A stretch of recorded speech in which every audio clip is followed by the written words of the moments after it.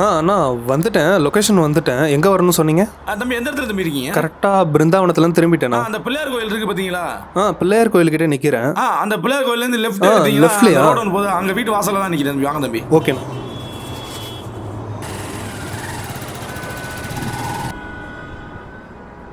பாப்பா அந்த கண்ணாடி ஆடிக்கிட்டே இருக்கு பாப்பா.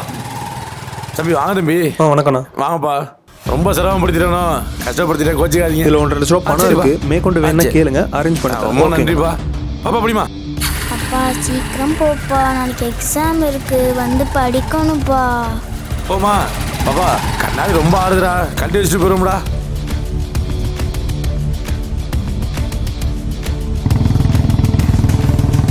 ஏய் மச்சான் திரும்புறான்டா, லெஃப்ட் போடா, லெஃப்ட் போடா. மச்சான் டேடி ஸ்லோவா போடா. மச்சான் இருடா என்ன ஆனாலும் பரவாயில்லடா, 1.5 லட்சம்டா, அடிச்சே ஆகணும். ஆமாடா டேய், விட்டுறவே கூடாதுடா.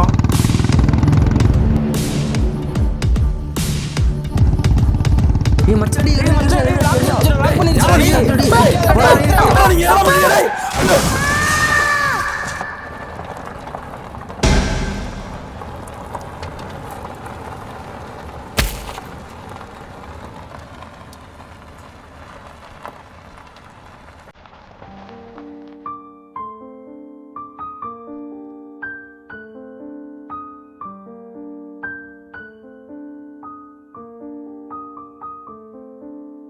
பாப்பா பாப்பா பாப்பா எதுமா? ஐயோ ஐயோ பாப்பா பாப்பா பாப்பா ஐயோ பாப்பா பாப்பா எது?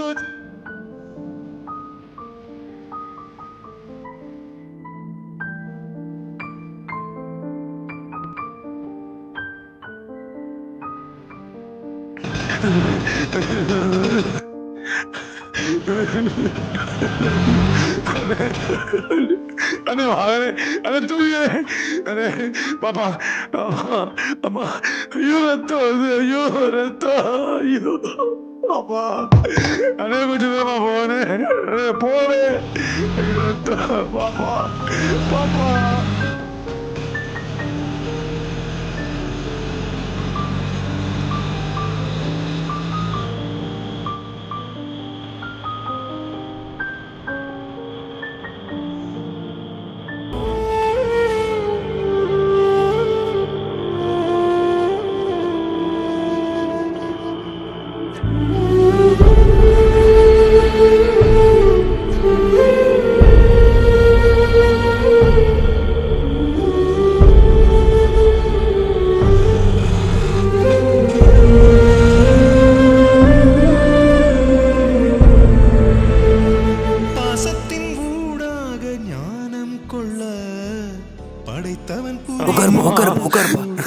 பாப்பாக்கு ஒன்றும் ஆகாது சரியா? எது வந்து எனக்கு ஃபோன் பண்ணுங்க. சும்மா வாங்கிக்கண்ணே. அண்ணே சரிண்ணே.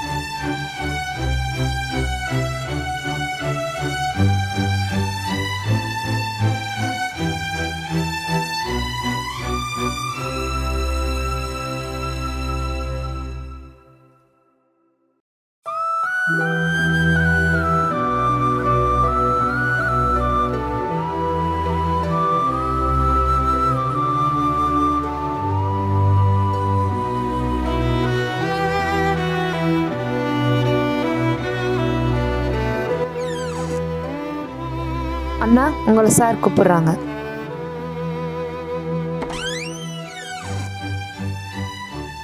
வாங்க உட்காருங்க. உங்ககிட்ட எப்படி சொல்கிறதுன்னு தெரியல. என்ன சார்? ஆனால் அதை நீங்கள் அக்செப்ட் பண்ணி தான் ஆகணும். உங்கள் பொண்ணுக்கு தலையில் பலமாக அடிபட்டதுனால மூளைக்கு போகிற நரம்பில் பிளட்டு கிளாட் ஆகிடுச்சு. அதனால் ஆக்சிஜன் லெவல் சுத்தமாக கட் ஆகிடுச்சு. நாங்கள் எவ்வளவோ ட்ரை பண்ணி பார்த்தோம், பட் உங்களை காப்பாற்ற முடியல. அவங்க மூளைச்சா அடைஞ்சிட்டாங்க. She is a brain dead. என் பொண்ணு இறந்துட்டாளா? என் பொண்ணு இறந்துட்டாளா? என் பொண்ணு இறந்துட்டாளா? ஐயோ கடவுளே. பதட்டப்படாதீங்க, இப்போ தான் நீங்கள் தைரியமாக இருக்கணும். வரேன் சார், முடியல, 2 நிமிஷம் சார்.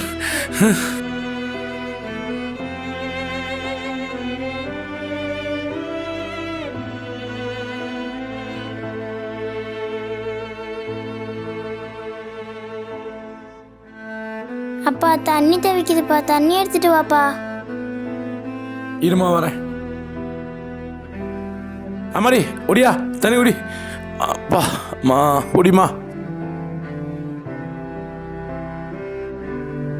போதுமா? ம் சரி படுத்துக்கம்மா. மாடி தங்கப்பிள்ள, சொல்லுப்பா. எல்லாத்துக்கும் ஒரு ஆசை இருக்கும்ல? ஆமாப்பா. உனக்கு என்னம்மா ஆசை? அம்மா மாதிரியே என் உடல் உறுப்பை நான் இறந்தக்கப்புறம் தானம் பண்ணணும்ப்பா. அதான்ப்பா என்னோட ஆசை. அதிக பிரசங்கி என்ன பேச்சு பேசுற? லூசு பாப்பா.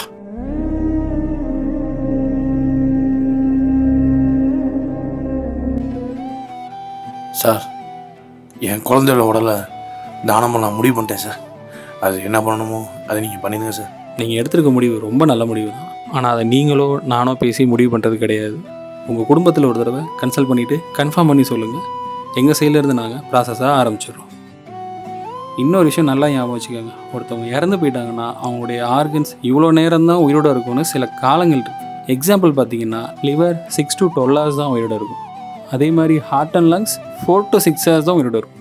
ஸோ நீங்கள் எந்த அளவுக்கு சீக்கிரம் முடிவு பண்ணி சொல்கிறீங்களோ அதுக்கேற்ற மாதிரி நாங்கள் நெக்ஸ்ட்டு ப்ராசஸை ஸ்டார்ட் பண்ணிடுறோம்.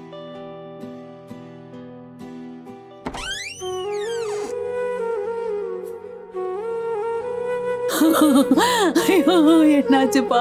என் பேத்திக்கு என்னாச்சுப்பா? என் பேத்திக்கு என்னாச்சு? என் பேத்தியை பார்க்க போகணுமா? முடியாதுமா. என் பேத்தியை பார்க்க முடியாதுமா. பார்க்கணும்ப்பா. ஏன்பா? பாப்பா தலையில அடிபட்டு முளைச்சாவடைஞ்சு என்ன சொல்ற? என்னடா சொல்ற?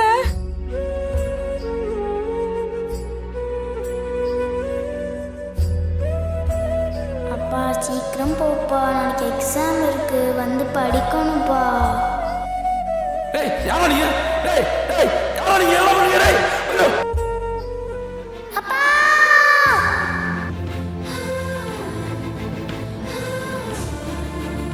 பாப்பா உடல தானம் பண்ணலான்னு இருக்கேம்மா. என்ன சொல்ற?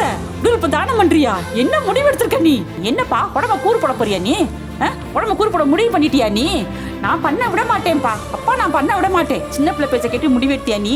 அறிவில்லையாடா உனக்கு? என்ன பண்ண போற நீ? என் பேத்தி எனக்கு முழுசா வேணும்பா. நான் கூறு போட விட மாட்டேன்ப்பா.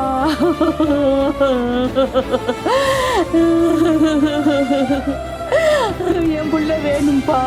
என் புள்ள வேணும். எனக்கு வேணும்.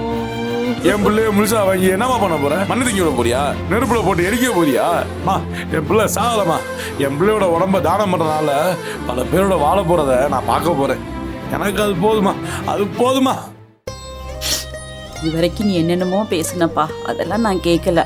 ஆனால் இந்த நிமிஷம் நீ பேசுறது எனக்கு புரியுதுப்பா. நீ எப்படி உன் பிள்ளை உடலை தானம் பண்ணி எல்லாரும் மூலமா பார்க்கணும்னு நினைக்கிறியோ அதே மாதிரி நானும் நினைக்கிறேன்ப்பா. உடல் உறுப்பு தானம் பண்றதுக்கு நானும் சம்மதிக்கிறேன்ப்பா.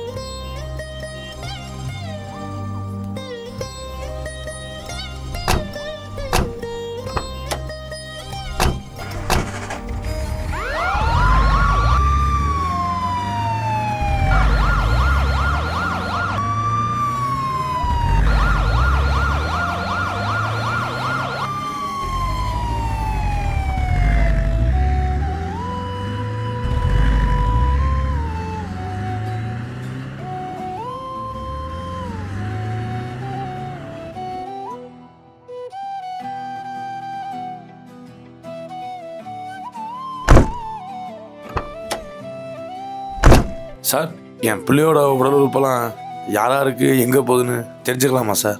சாரி சார், இதை நாங்கள் சட்டப்படி வெளியில் சொல்லக்கூடாது. வேணும்னா 3 மாதத்துக்கு ஒரு தடவை நீங்கள் அவங்க ஹெல்த் இஷ்யூஸ் எப்படி இருக்குன்னு கேட்டு தெரிஞ்சுக்கலாம். கண்டிப்பாக சார். ரொம்ப நன்றி சார். தேங்க்யூ.